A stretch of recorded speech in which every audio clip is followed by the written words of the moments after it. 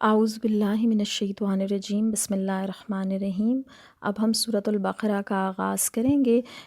سورۃ البقرہ مدنی سورت ہے اور اس کا نام البقرہ اس لیے ہے کہ اس میں ایک جگہ گائے کا ذکر آیا ہے۔ یہ بات ذہن میں رکھیے گا کہ قرآن میں یہ اسلوب اختیار کیا گیا ہے کہ سورتوں کے نام محض علامت کا کام دیتے ہیں۔ سورۃ البقرہ کا جو زمانہ نزول ہے، اس کا بیشتر حصہ ہجرت مدینہ کے بالکل ابتدائی دور میں نازل ہوا، یعنی 2 ہجری میں۔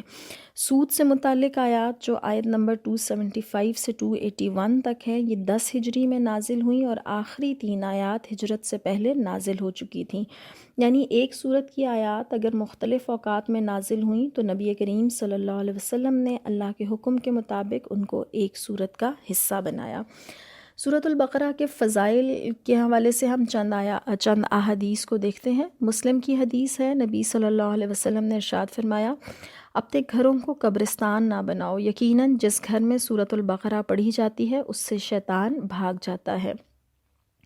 اسی طرح سے ایک اور حدیث میں ارشاد فرمایا، سورۃ البقرہ پڑھا کرو اس لیے کہ اس کا حاصل کرنا برکت ہے اور اس کا چھوڑ دینا باعث حسرت ہے۔ اہل باطل یعنی جادوگر اس کے پڑھنے والے پر اثر انداز نہیں ہو سکتے۔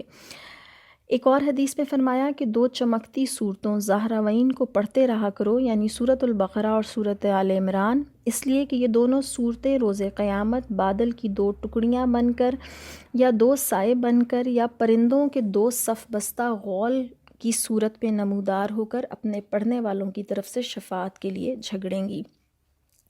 یہاں ایک چھوٹی سی وضاحت ہم کر لیتے ہیں کہ جب بھی ہم کسی چیز کے پڑھنے کا تذکرہ کرتے ہیں تو پڑھنے سے مراد یہی ہوتا ہے کہ جو ہم پڑھ رہے ہیں اس کو سمجھ بھی رہے ہیں، یعنی جو کچھ پڑھا جا رہا ہے اس میں جو پیغام ہے اس کو ہم سمجھ رہے ہیں۔ یہ ہماری بدقسمتی کہ ہم پڑھتے ہیں لیکن سمجھ نہیں پاتے ہیں۔ سورۃ البقرہ کی جو آخری 2 آیات ہیں، ان کے حوالے سے پیارے نبی صلی اللہ علیہ وسلم نے ارشاد فرمایا کہ جو شخص بھی سورۃ البقرہ کی آخری 2 آیات رات سونے سے پہلے پڑھے گا، یہ اس کے لیے کفایت کر جائیں گی۔ اسی طرح سے آپ کو معلوم ہے کہ آیت الکرسی سورۃ البقرہ کا حصہ ہے اور نبی کریم صلی اللہ علیہ وسلم نے فرمایا، ہر چیز کی ایک کوہان ہوتی ہے اور قرآن کی کوہان یعنی چوٹی سورۃ البقرہ ہے، اور اس میں ایک آیت ہے جو قرآن کی سب آیات کی سردار ہے اور وہ آیت الکرسی ہے۔ اسی طرح فرمایا کہ جو شخص ہر نماز کے بعد آیت الکرسی پڑھے گا، اسے جنت میں داخل ہونے سے موت کے علاوہ کوئی اور چیز نہیں روک سکتی۔ اور یہ بھی کہ جو شخص رات کو سوتے وقت آیت الکرسی پڑھتا ہے، اللہ کی جانب سے اس پر ایک محافظ مقرر کر دیا جاتا ہے، چنانچہ شیطان طلوع فجر تک اس کے قریب نہیں آ سکتا۔ سورۃ البقرہ کی 286 آیات ہیں، 286، اور پچھلی صورت میں ہم نے یہ پڑھا تھا کہ ہم یہ دعا کرتے ہیں کہ اللہ ہمیں مغضوب لوگوں میں اور ضالین میں شامل نہ کرنا۔ بنیادی طور پر سورۃ البقرہ میں جو مغضوب قوم یعنی قوم یہود ہے، اس کے خلاف فرد جرم کا ذکر ہے، اور اگلی صورت سورہ آل عمران میں ضالین یعنی نصارہ کے خلاف فرد جرم ہے۔ سورۃ البقرہ کا نظم جلی جب ہم دیکھنے کی کوشش کرتے ہیں تو بنیادی طور پر ہم 4 بڑے مضامین میں سورۃ البقرہ کو تقسیم کر سکتے ہیں۔ اس کا ابتدائی حصہ آیت نمبر 1 سے لے کے آیت نمبر 39 ہے، یہ تمہیدی حصہ ہے۔ دوسرا حصہ آیت نمبر 40 سے آیت نمبر 142 تک ہے، اور اس میں بنی اسرائیل کے خلاف چارج شیٹ یا فرد جرم ہے، اور اس میں ان اسباب کی نشاندہی کی گئی ہے جن کی وجہ سے انہیں امامت کے منصب سے معزول کیا گیا تھا۔ تیسرا حصہ آیت نمبر 143 سے 283 میں امت مسلمہ کو امام بنا کر یا امت وسط بنا کر آخری شریعت کے احکامات دیے گئے ہیں، اور آخری 3 آیات پر مشتمل جو آخری حصہ ہے وہ اختتامیہ کی حیثیت رکھتا ہے، اور اس میں چند اہم اصول بیان کیے گئے ہیں جن سے امت مسلمہ کافروں پر غلبہ پا سکتی ہے۔ تو سورہ بقرہ کا اگر ہم مرکزی مضمون تلاش کریں تو یہ امامت کی تبدیلی ہے، یعنی دنیا کی قیادت، دنیا کی لیڈرشپ بنی اسرائیل سے لے کر امت مسلمہ کو دے دی گئی۔ یہاں پر یہ بات نوٹ کر لیجئے گا کہ بنی اسرائیل کی امامت حضرت یعقوب علیہ السلام اور حضرت یوسف علیہ السلام کے دور یعنی تقریباً 1900 قبل مسیح سے لے کر حضرت محمد صلی اللہ علیہ وسلم کی نبوت یعنی 610 عیسوی تک قائم رہی، اور ان کی امامت کا یہ جو دور ہے یہ 2500 سال پر مبنی ہے۔ اور بنی اسرائیل کے جو رویے تھے جن کے سبب انہیں امامت کے منصب سے معزول کیا گیا، اس کی تفصیل ہم اس سورہ مبارکہ میں پڑھیں گے۔ تفصیل میں جانے سے پہلے ہم یہ چاہیں گے کہ ہم مدنی دور کو ذرا سا سمجھ لیں، کیونکہ آگے مدنی صورتیں ہی چلنی ہیں تو پس منظر ہمارے ذہن میں ہونا چاہیے۔ مدنی دور بنیادی طور پر 3 حصوں پر مشتمل ہے۔ پہلا حصہ ہجرت سے لے کر صلح حدیبیہ تک، دوسرا حصہ صلح حدیبیہ سے فتح مکہ تک، اور تیسرا حصہ فتح مکہ سے لے کر نبی کریم صلی اللہ علیہ وسلم کے وصال تک۔ مدنی دور کے حالات مکی دور سے بالکل مختلف تھے، اس لیے رہنمائی اور ہدایت کے لیے جو تعلیمات الہی ہیں ان کا انداز بھی مختلف نوعیت کا ہے۔ پس منظر کیا تھا؟ نمبر 1، مدینہ میں یہودیوں کی بڑی تعداد موجود تھی۔ یہ اپنے آپ کو ہدایت ربانی کا اجارہ دار سمجھتے تھے، اور ان کی مذہبیت جو تھی، یعنی جو ان کی مذہب کی اجارہ داری تھی، وہ بنیادی طور پر دین کی ایک بگڑی ہوئی صورت تھی، جس میں ان کی خواہشات اور بیرونی اثرات کو کافی دخل تھا۔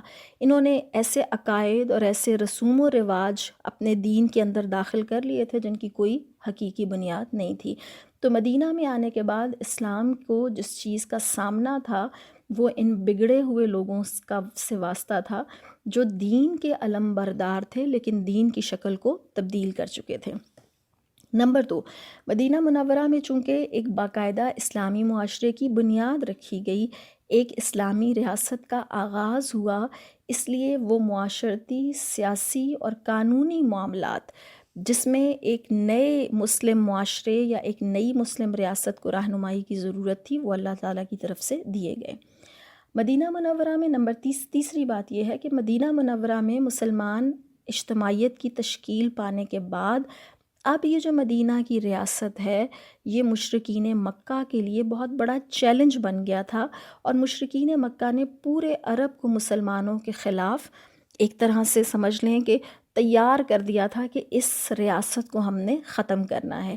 تو نبی کریم صلی اللہ علیہ وسلم نے مدینہ منورہ میں مسلمانوں کو اپنے دین پر مضبوط کیا، اور آپ صلی اللہ علیہ وسلم نے یہاں قرآن کی تعلیمات کی روشنی میں مسلمانوں کی وہ تربیت کی کہ وہ صبر و استقامت سے حالات کا مقابلہ کریں۔ چوتھی بات یہ کہ ہر دعوت کے بالعموم 3 طرح کے رد عمل ہوتے ہیں۔ ایک، کچھ لوگ اس کو مان لیتے ہیں، ایمان لانا۔ نمبر 2، کچھ لوگ انکار کر دیتے ہیں، کفر۔ اور نمبر 3، نفاق، یعنی بظاہر مان لینا لیکن در حقیقت نہ ماننا۔ مکی زندگی میں تو ظاہر ہے کہ 2 گروہ تھے، مومنین تھے اور کفار تھے۔ البتہ جب مکی زندگی کا آخری دور تھا تو کچھ ایسے آثار دکھائی دینے لگے تھے کہ بعض لوگ دین اسلام کے برحق ہونے کا اعتراف تو کرتے اور ایمان کا اقرار بھی کرتے، لیکن دین کی خاطر اپنے مفاد کی قربانی دینے کے لیے تیار نہ تھے۔ لیکن مدینہ منورہ میں مسلمانوں کو منافقین کی کئی قسموں سے واسطہ پڑا۔ نمبر 1، وہ جو منکرین اسلام تھے، یعنی اسلام میں داخل ہی اس لیے ہوئے تھے کہ وہ فتنہ اور انتشار پھیلا سکیں۔ نمبر 2، جو غلبہ اسلام کی وجہ سے اپنے مفادات کا تحفظ اس بات میں سمجھتے تھے کہ مسلمانوں کے ساتھ رہیں لیکن مخالفین اسلام کے ساتھ بھی رابطے میں رہیں تاکہ کسی قسم کا خطرہ نہ ہو، یعنی جن کے لیے اپنا مفاد پہلی ترجیح تھا۔ تیسری قسم کے لوگ وہ تھے جو خود تو اسلام کے بارے میں بہت زیادہ یقین نہیں رکھتے تھے، لیکن خاندان یا قبیلے کے لوگوں کے اسلام لانے کی وجہ سے انہیں اسلام لانے کا اعلان کرنا پڑا۔ اور چوتھے وہ لوگ تھے جو اسلام کی حقانیت کے قائل تو تھے لیکن جاہلیت کی رسمیں اور طور طریقے چھوڑنے پر تیار نہ تھے۔ تو یہ وہ پس منظر ہے جس کی روشنی میں انشاءاللہ ہم سورۃ البقرہ کا مطالعہ کریں گے۔ انشاءاللہ اگلی کلاس میں ان 4 بنیادی جو بڑے مضامین ہیں ان کی تفصیل دیکھیں گے۔ وآخر دعوانا ان الحمد للہ رب العالمین۔